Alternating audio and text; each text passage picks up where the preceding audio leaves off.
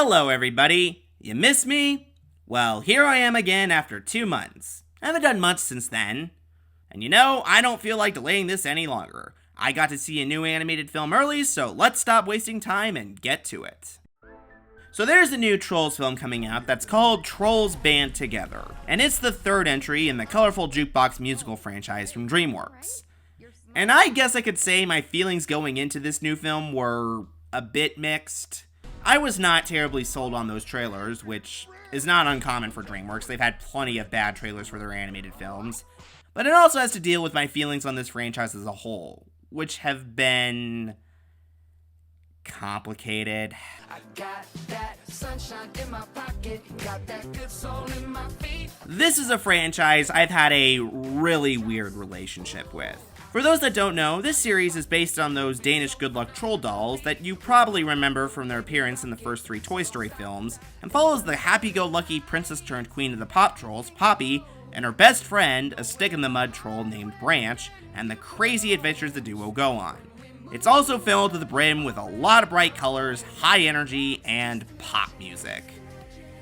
And it's a lot.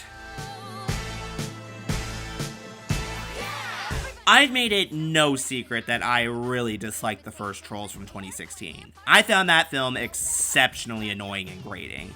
It had some great animation, and I did like the characters of Gristle and Bridget, who were adorable, but I found the story pretty thin and weak.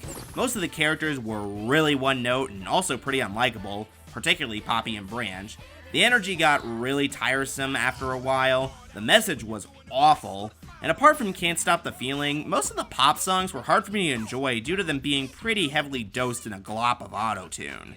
I can see why it has its fans, as it does have a lot of energy, and there is some fun to be found here, but personally, this was not my thing. When it comes to animated jukebox musicals from 2016, I prefer Sing.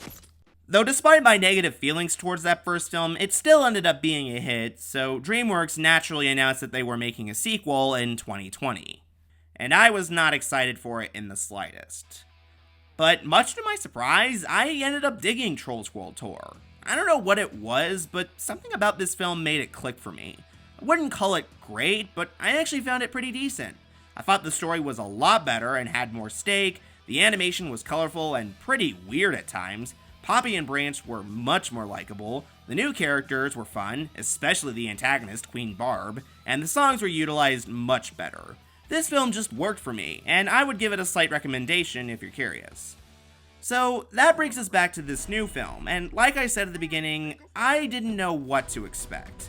Even though I thought Trolls World Tour was decent, I wouldn't say that film made me a fan of this franchise, and again, I wasn't that impressed with the trailers. But you know me, I always want to give every animated film I watch a chance, so I went into this one curious to see what they would do with it.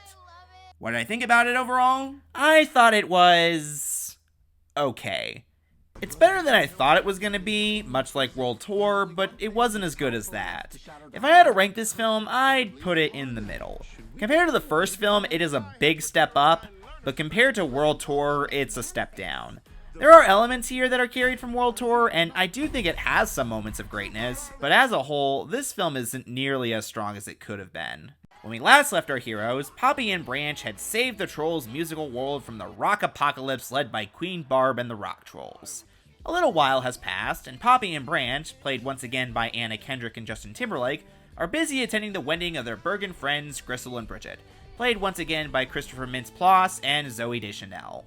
However, out of nowhere, a troll named John Dory, played by Eric Andre, crashes the wedding and reveals he's Branch's estranged older brother, and that Branch was once a part of the boy band Brozone, which split when he was a baby due to family conflict. John Dory reveals that one of Branch's other brothers, Floyd, played by Troye Sivan, has been kidnapped by fame-hungry pop star siblings Velvet and Veneer, played respectively by Amy Schumer and Andrew Rannells, who are slowly sucking away his pop talent for their own greedy needs and slowly killing him.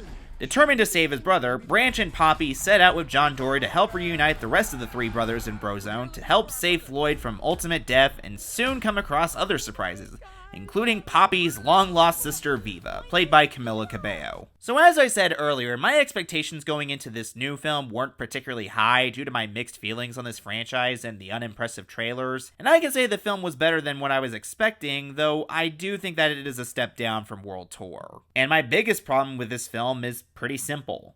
The story is not that strong. It's not an awful story by any means. I certainly wasn't annoyed by this film as I was by the first. Mostly. We'll get to them in a bit.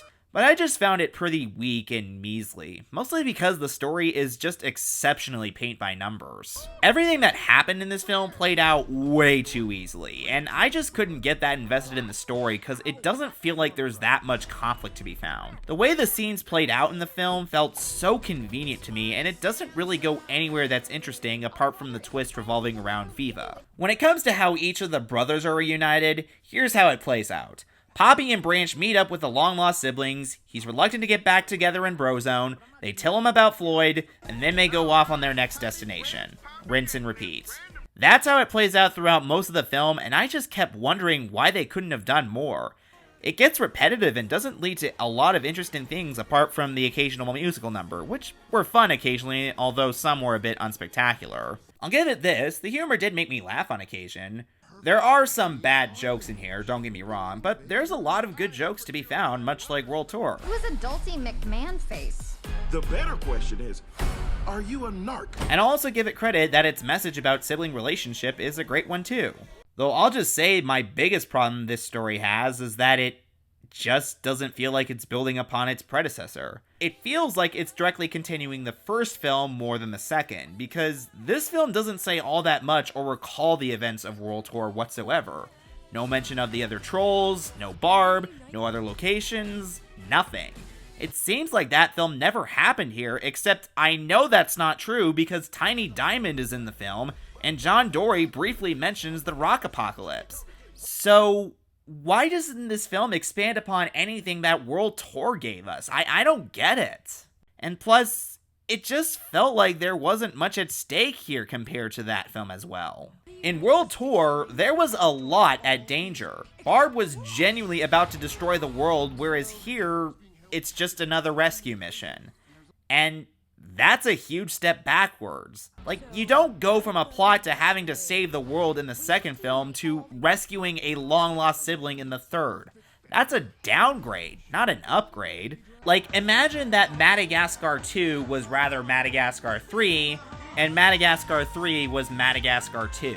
That's basically the problem Trolls Band Together falls into.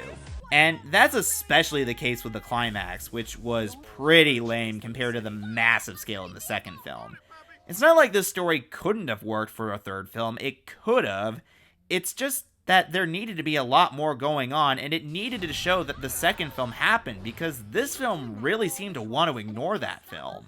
I will give one thing to this film where it does step up the bar, and that's the animation. This has been the one thing that has been consistently great throughout the entire series. There is so much color and stylization and weirdness that it just ended up being fun to watch. It's fun seeing this world still being built upon with the other new creatures like these rubber hose dolls and also characters that look and move like Muppets. Even the world still maintains that scrapbook look of the first film with the water looking like Orbeez and the sand looking like construction paper. It's exceptionally creative. Another thing that I'll give this film credit for stepping up is continuing to develop the main characters.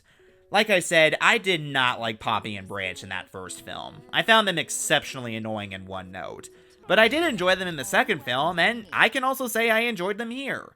This film really seems to treat them more like actual people rather than archetypes, and I really liked how DreamWorks strengthened them here, particularly with their romance. There's a scene where Branch admits he doesn't want to do something, but rather than pushing him to do it and going down a cliche rabbit hole, Poppy agrees with him and lets him do things his own way. I really like that. I also did like the conflicts both of them had with their respective siblings, particularly Branch, who's frustrated at his brother's constant fighting. And also, it was nice to see Bridget and Gristle again. Both of them are my favorite characters in the series, and I'll just say that their wedding and honeymoon scene is pretty funny. As for the new characters, they're a mixed bag.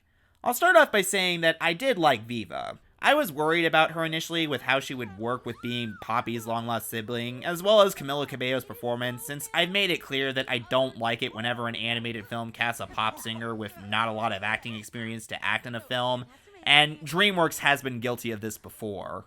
It's all your fault. You stole my mom. I'm emotionally upset. This is my emotionally upset voice. But I do like Viva in this film. Her backstory worked well and was quite sad, Cabello's performance was genuinely fun, and she and Poppy had a good relationship, and I did like her fears and worries. I do wish she was in the film more, but I did like her whenever she was on screen. As for Branch's brothers, they were fine, I guess. I don't know, I didn't hate them, but I can't say I liked them either. They were just there. Except for Floyd, I didn't find them all that interesting since I barely got to know them, so I didn't really feel much connection for them. Though like I said, I did like the way Branch felt about them, which has to tie in with the way director Walt Dorn felt about his own estranged older brother. By the way, check out his comic story about his brother on Instagram. It's pretty sad, but it packs a huge punch. But as a whole, the characters themselves weren't all that interesting. As for the villains... okay, there's no other way I can say this. I really hated them. I genuinely was annoyed by Velvet and Veneer. I did not like them in the slightest. They weren't menacing, they weren't funny, all they were was annoying, as they just gloated and mugged for the camera, and their voices just got under my skin. I mean, I guess I can say their motivation for kidnapping Floyd, just for fame and talent because they have none, is a bit funny, but their annoying presence really made them a chore to bear. And boy, they are a massive step down coming off the heels of Queen Barb. Again, I really think this film is a step down coming off of World Tour, and I'll be honest, this film feels a lot more like a second film in a series rather than a third. I mean, if you took out Tiny Diamond and the brief mention of the rock apocalypse, nothing would change. And this would be fine if I didn't care for World Tour, but the thing is, I did. So, why does this film feel more like a midquel than a sequel? It just doesn't work as the third film in this franchise. But like I said, this is certainly not a bad film. As a whole, Trolls Band Together is fine, but it could have been better. It does contain elements that work. The animation is amazing as usual. There are some funny moments. I like the expansion of Poppy and Branch's relationship. Seeing Gristle and Bridget was fun, and I did like the message and the character of Viva. But the story is very lackluster and a step down from the second film. Branch's brothers aren't that interesting, and the villains are annoying. If this came out before Trolls World Tour, I probably would have liked it a little more. But as is, it's a perfectly okay, if big downgrade from its predecessor. It's harmless, and it's a film I can say you might enjoy if you really liked the last two, but it's not a film I can fully recommend. So I'm going to give Trolls Band Together a 6. It's perfectly fine, but not as good as it could have been. The Trolls franchise is certainly an odd franchise for me, and I can't say I'm a super fan, but I can't deny that it does have its moments. But as for this Trolls reunion, it's sadly a little bit far from its greatest hits.